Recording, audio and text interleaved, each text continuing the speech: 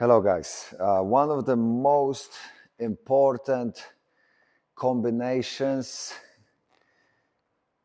I would say, in general, probably boxing, kickboxing, MMA, and in my opinion, the reason for it is because it's the simplest, straight to the point, and very damaging, right? So the simplest combination you can throw is jab, cross, straightforward, quick punches. So, for example, jab is more of a quicker, snappy, rangy punch, and it's more to distract. Obviously, it can hurt people, but more it will just set people up. But also, it's a very powerful strike that you can hurt people with and even finish them with. And crosses are like a follow-up punch that is there to finish. The reason why I say this is the most important because it really is the simplest. And also the reach is there on both punches and also straight to the point. And also when I'm throwing those punches, I'm relatively tight defensively if I throw them correctly, right? And even let's say that jab cross can be expanded on immensely. Obviously, there are situations where hooks, uppercuts, right, some sort of overhands apply, and they would, if you mix them in there, obviously it's very good to have. But I'm just saying, in general, if you want to learn something, that jab cross is, and you want to rely on, is one of those combinations that's really good. So, for example, range, right?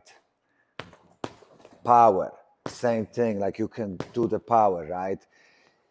So let me just give you a simple concept behind that. So for example, once again, I'm not saying don't use other punches. I'm just saying really focus on jab cross because jab cross can open.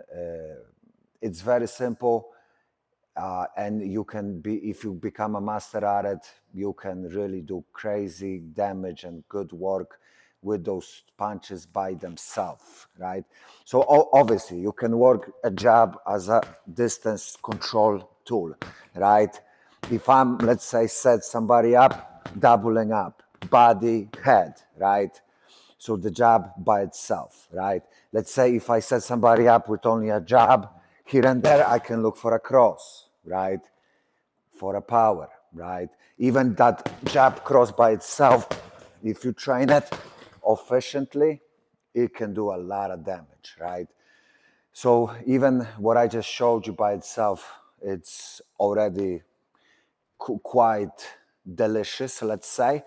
But for example, that same combination, you can start mixing it up. Body, head, head, body, head, right? You can also do, although this is an awkward one, you can even lead with a cross, finish up with a jab, stepping out, right? Right. Let's say if you get somebody used to a jab, you can feint into a cross, right? I'm just giving you like vague ideas, but if you make those punches sharp, it's basically like a weapon, and you want to make that weapon as sharp as possible. And once again, jab cross is very simple, but there's like so many. Let me just mention one last thing. Another thing is just like timing, right? Timing and power, right? You can mix in the timing and power. So a lot of times I will throw jab cross just to probe, and I'm just kind of looking to find what is going to be the reaction of the person, right?